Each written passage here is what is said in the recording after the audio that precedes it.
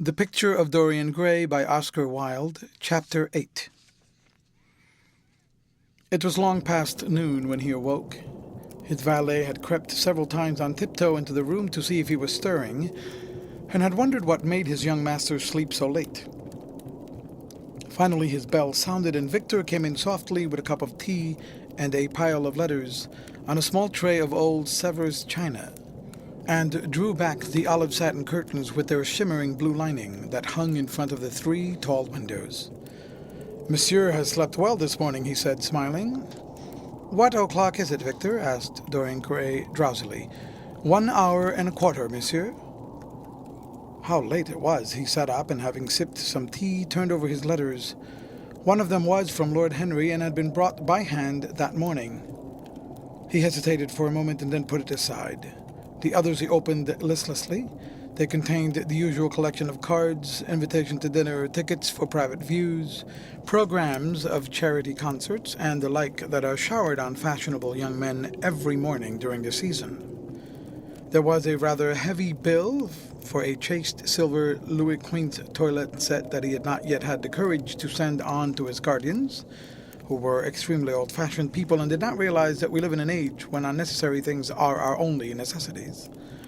And there were several very courteously worded communications from German street moneylenders offering to advance any sum of money at a moment's notice and at the most reasonable rates of interest. After about 10 minutes he got up, and throwing on an elaborate dressing gown of silk embroidered cashmere wool, passed into the onyx-paved bathroom. The cool water refreshed him after his long sleep. He seemed to have forgotten all he had gone through. A dim sense of having taken part in some strange tragedy came to him once or twice, but there was the unreality of a dream about it. As soon as he was dressed, he went into the library and sat down to a light French breakfast that had been laid out for him on a small round table close to the open window. It was an exquisite day. The warm air seemed laden with spices. A bee flew in and buzzed round the blue dragon bowl that, filled with sulphur-yellow roses, stood before him. He felt perfectly happy. Suddenly his eye fell on the screen that he had placed in front of the portrait, and he started. "Too cold for monsieur?" asked his valet, putting an omelette on the table. "I shut the window?" Dorian shook his head. "I am not cold," he murmured. Was it all true? Had the portrait really changed, or had it been simply his own imagination that had made him see a look of evil where there had been a look of joy? Surely a painted canvas could not alter. The thing was absurd. It would serve as a tale to tell Basil some day. It would make him smile. And yet how vivid was his recollection of the whole thing. First in the dim twilight, and then in the bright dawn, he had seen the touch of cruelty round the warped lips. He almost dreaded his valet leaving the room. He knew that when he was alone he would have to examine the portrait. He was afraid of certainty. When the coffee and cigarettes had been brought and the man turned to go, he felt a wild desire to tell him to remain. As the door was closing behind him, he called him back. The man stood waiting for his orders. Dorian looked at him for a moment. "I am not at home to anyone, Victor," he said with a sigh. The man bowed and retired. Then he rose from the table, lit a cigarette, and flung himself down on a luxuriously cushioned couch that stood facing the screen. The screen was an old one of gilt Spanish leather, stamped and wrought with a rather florid Louis XIV pattern. He scanned it curiously, wondering if ever before it had concealed the secret of a man's life. Should he move it aside after all? Why not let it stay there? What was the use of knowing? If the thing was true, it was terrible. If it was not true, why trouble about it? But what if by some fate or deadlier chance eyes other than his spied behind and saw the horrible change? What should he do if Basil Hallward came and asked to look at his own picture? Basil would be sure to do that. No, the thing had to be examined, and at once. Anything would be better than this dreadful state of doubt. He got up and locked both doors. At least he would be alone when he looked upon the mask of his shame. Then he drew the screen aside and saw himself face to face. It was perfectly true. The portrait had altered. As he often remembered afterwards, and always with no small wonder, he found himself at first gazing at the portrait with a feeling of almost scientific interest. That such a change should have taken place was incredible to him, and yet it was a fact. Was there some subtle affinity between the chemical atoms that shaped themselves into form and color on the canvas and the soul that was within him? Could it be that what that soul thought they realized? That what it dreamed they made true? Was there some other, more terrible reason? He shuddered and felt afraid, and going back to the couch lay there, gazing at the picture in sickened horror. One thing, however, he felt that it had done for him. It had made him conscious how unjust, how cruel he had been to Sybil Vane. It was not too late to make reparation for that. She could still be his wife. His unreal and selfish love would yield to some higher influence, would be transformed into some nobler passion, and the portrait that Basil Hallward had painted of him would be a guide to him through life, would be to him what holiness is to some and conscience to others, and the fear of God to us all. There were opiates for remorse, drugs that could lull the moral sense to sleep. But here was a visible symbol of the degradation of sin. Here was an ever-present sign of the ruin men wrought upon their souls. 3 o'clock struck, and 4.5 hours rang its double chime, but Dorian Grey did not stir. He was trying to gather up the scarlet threads of life and to weave them into a pattern, to find his way through the sanguine labyrinth of passion through which he was wandering. He did not know what to do or what to think. Finally, he went over to the table and wrote a passionate letter to the girl he had loved, imploring her forgiveness and accusing himself of madness. He covered page after page with wild words of sorrow and wilder words of pain. There is a luxury in self-reproach. When we blame ourselves, we feel that no one else has a right to blame us. It is the confession, not the priest, that gives us absolution. When Dorian had finished the letter, he felt that he had been forgiven. Surely there came a knock on the door, and he heard Lord Henry's voice outside. "My dear boy, I must see you. Let me in at once. I can't bear you shutting yourself up like this." He made no answer at first, but remained quite still. The knocking still continued and grew louder. Yes, it was better to let Lord Henry in and to explain to him the new life he was going to lead. To quarrel with him if it became necessary to quarrel. To part if parting was inevitable. He jumped up, drew the screen hastily across the picture, and unlocked the door. "I am so sorry for it all, Dorian," said Lord Henry as he entered. "But you must not think too much about it." "Do you mean about Sybil Vane?" asked the lad. "Yes, of course," answered Lord Henry, sinking into a chair and slowly pulling off his yellow gloves. "It is dreadful from one point of view, but it was not your fault. Tell me, did you go behind and see her after the play was over?" "Yes."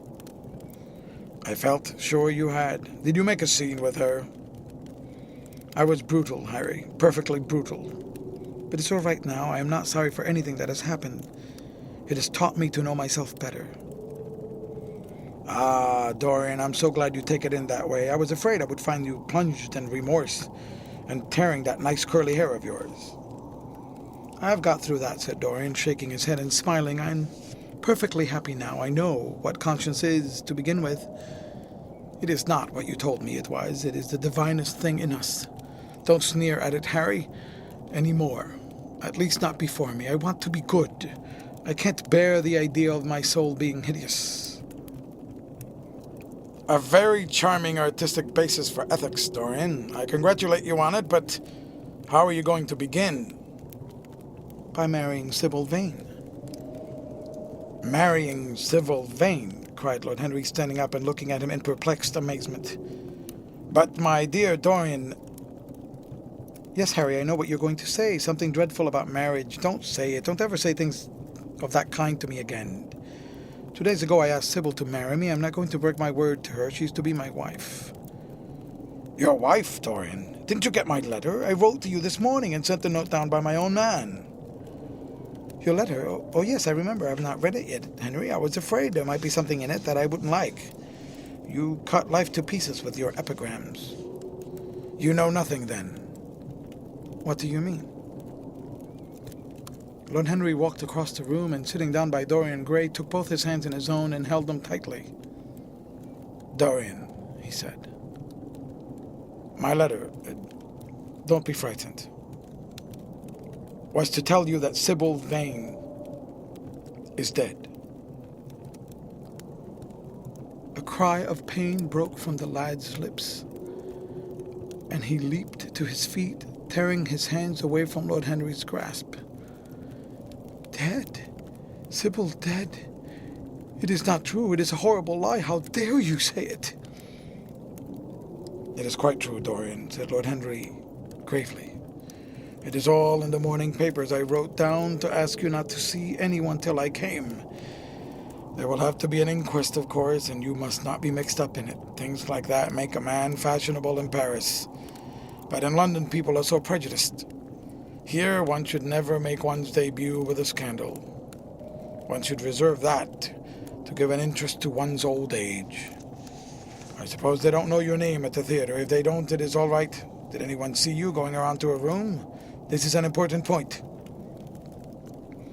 Dorian did not answer for a few moments. He was dazed with horror. Finally, he stammered in a stifled voice, Harry. Did you say an inquest? What did you mean by that? Sybil? Oh, Harry, I can't bear it. Be quick. Tell me everything at once. I have no doubt it was not an accident, Dorian, though it must be put that way to the public. It seems that as she was leaving the theater with her mother about 12:30 or so, she said she had forgotten something upstairs. They waited some time for her, but she did not come down again. They ultimately found her lying dead on the floor of her dressing room. She had swallowed something by mistake, some dreadful thing they use at theaters. I don't know what it was, but it had either prussic acid or white lead in it. I should fancy it was prussic acid, as she seems to have died instantaneously. Harry, it is terrible, cried the lad. Yes, it is very tragic, of course, but you must not get yourself mixed up in it. I see by the standard that she was 17. I should have thought she was almost younger than that. She looked such a child and seemed to know so little about acting. Dorian, you mustn't let this thing get on your nerves. You must come and dine with me, and afterwards we will look in at the opera. It's a party night, and everybody will be there. You can come to my sister's box. She has got some smart women with her. So, I have murdered Sybil Vane, said Dorian Grey half to himself. Murdered her as surely as if I'd cut her little throat with a knife. Yet the roses are not less lovely for all that. The birds sing just as happily in my garden, and tonight I am to dine with you, and then go to the opera, and sup somewhere, I suppose, afterwards. How extraordinarily dramatic life is. If I had read all this in a book, Harry, I think I would have wept over it somehow, now that it has happened actually, and to me it seems far too wonderful for tears. Here is the first passionate love letter I have ever written in my life. Strange that my first passionate love letter should have been addressed to a dead girl. Can they feel, I wonder, those white, silent people we call the dead? Sybil, can she feel or know or listen? Oh, Harry, how I loved her once. It seems years ago to me now. She was everything to me. Then came that dreadful night. Was it really only last night? When she played so badly, and my heart almost broke. She explained it all to me. It was terribly pathetic, but I was not moved a bit. I thought her shallow. Suddenly something happened that made me afraid. I can't tell you what it was, but it was terrible. I said I would go back to her. I felt I had done wrong, and now she's dead. My God. My God, Harry, what shall I do? You don't know the danger I am in. And there is nothing to keep me straight. She would have done that for me. She had no right to kill herself. It was selfish of her.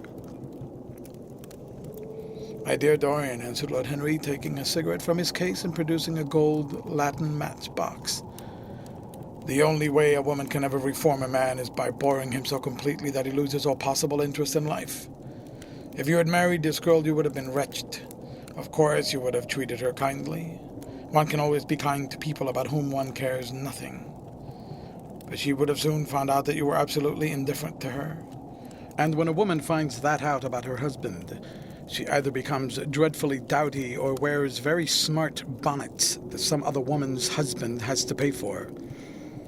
I say nothing about the social mistake, which would have been abject, which, of course, I would not have allowed.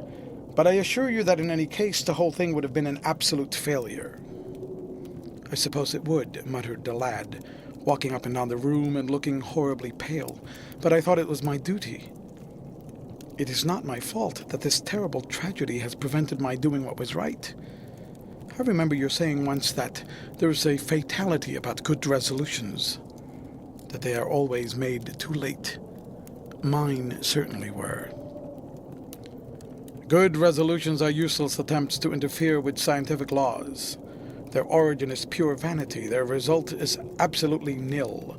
They give us, now and then, some of those luxurious, sterile emotions that have a certain charm for the weak. That is all that can be said for them. They are simply checks that men draw on a bank where they have no account. "Harry," cried Dorian Grey, coming over and sitting down beside him, "why is it that I cannot feel this tragedy as much as I want to? I don't think I'm heartless, do you?" "You have done too many foolish things during the last fortnight to be entitled to give yourself that name, Dorian," answered Lord Henry with his sweet, melancholy smile. The lad frowned. "I don't like that explanation, Harry," he rejoined. "But I am glad you don't think I am heartless. I am nothing of the kind, I know I am not, and yet I must admit that this thing that has happened does not affect me as it should. It seems to me to be simply like a wonderful ending to a wonderful play. It has all the terrible beauty of a Greek tragedy, a tragedy in which I took a great part, but by which I have not been wounded." "It is an interesting question," said Lord Henry, who found an exquisite pleasure in playing on the lad's unconscious egotism. "An extremely interesting question. I fancy that the true explanation is this.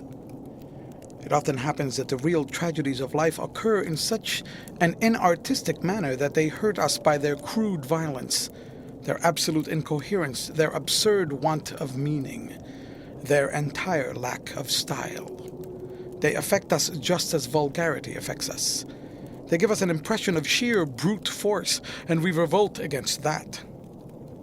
Sometimes, however, a tragedy that possesses artistic elements of beauty crosses our lives. If these elements of beauty are real, the whole thing simply appeals to our sense of dramatic effect. Suddenly we find that we are no longer the actors but the spectators of the play. Or rather, we are both. We watch ourselves, and the mere wonder of the spectacle enthralls us. In the present case, what is it that has really happened? Someone has killed herself for love of you. I wish I had ever had such an experience. It would have made me in love with love for the rest of my life. The people who have adored me, there have not been very many, but there have been some, have always insisted on living on long after I'd ceased to care for them, or they to care for me.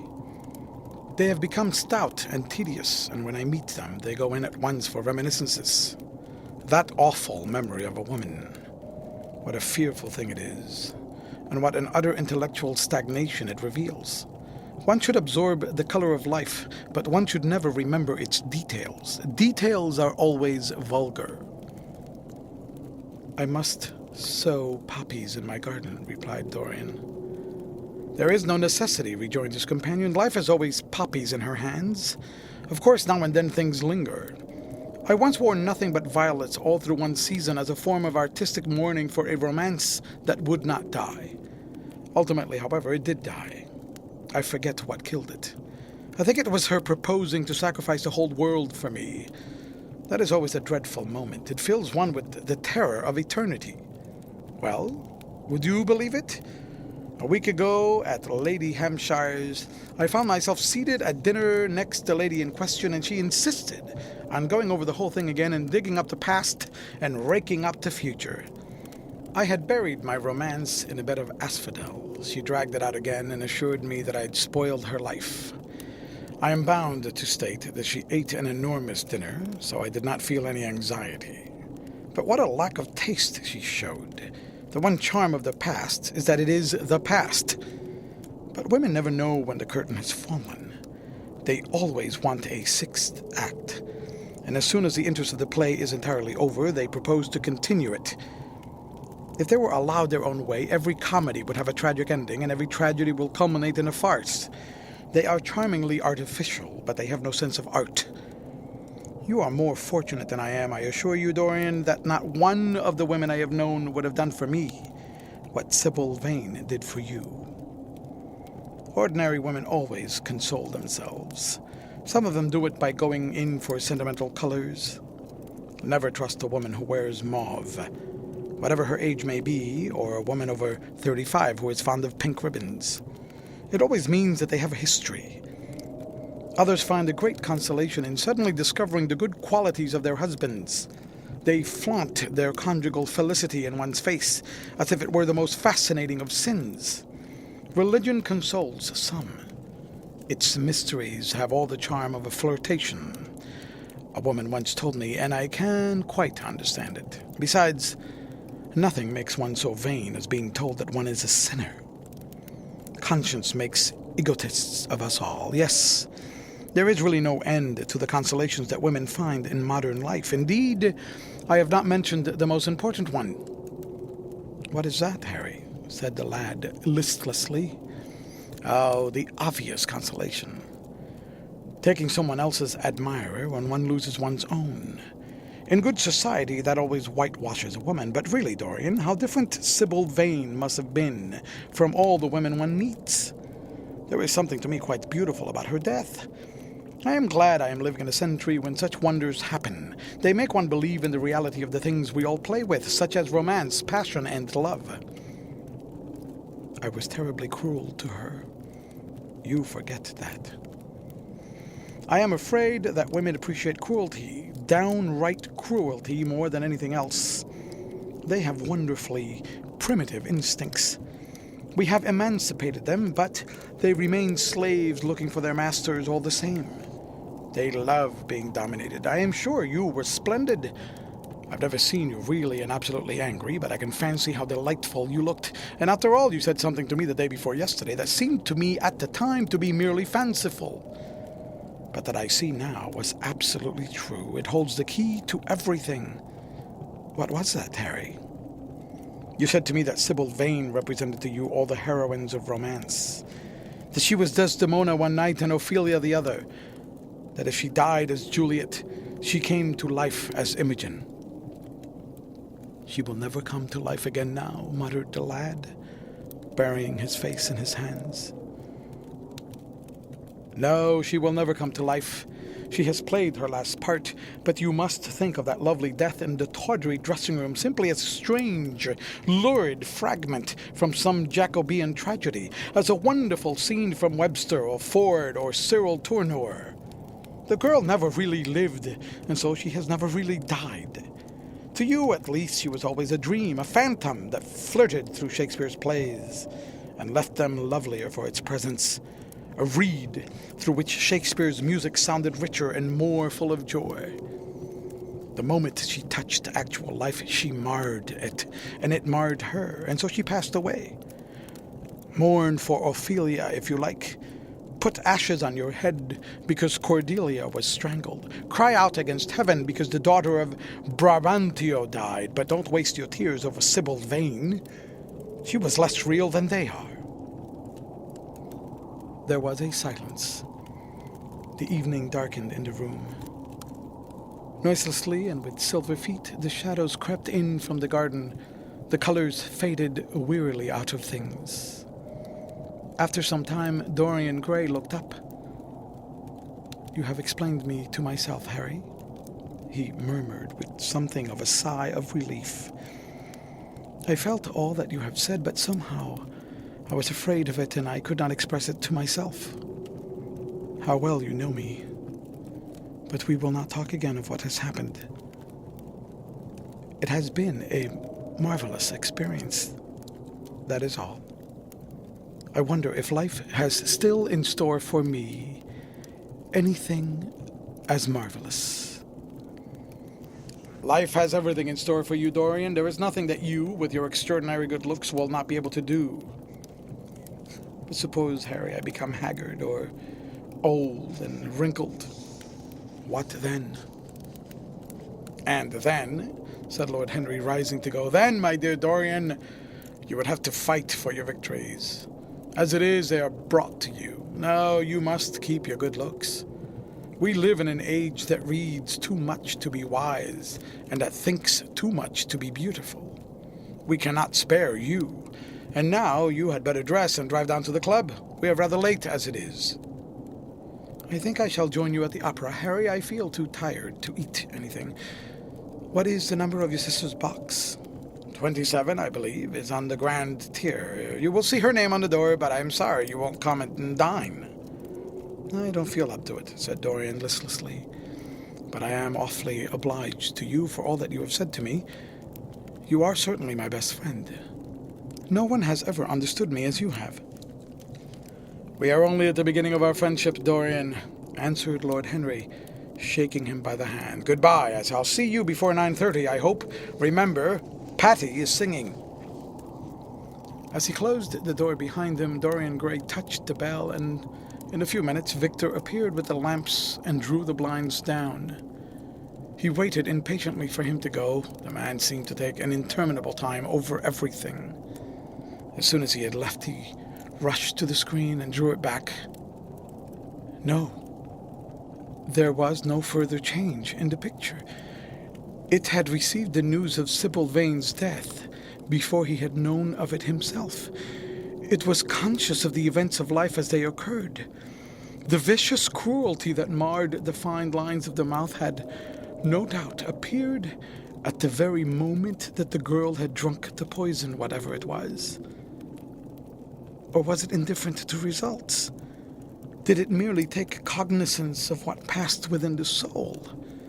He wondered and hoped that someday he would see the change taking place before his very eyes, shuddering as he hoped it. Poor Sybil.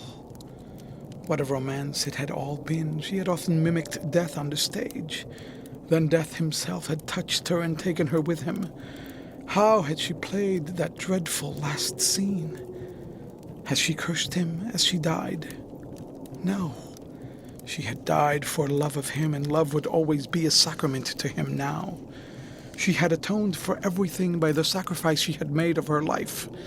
He would not think any more of what she made him go through, or that horrible night at the theater. When he thought of her, it would be as a wonderful, tragic figure sent onto the world's stage to show the supreme reality of love. A wonderful, tragic figure. Tears came to his eyes as he remembered her childlike look and winsome, fanciful ways and shy, tremulous grace. He brushed them away hastily and looked again at the picture. He felt that the time had really come for making his choice. Or had his choice already been made? Yes, life had decided that for him. Life and his own infinite curiosity about life.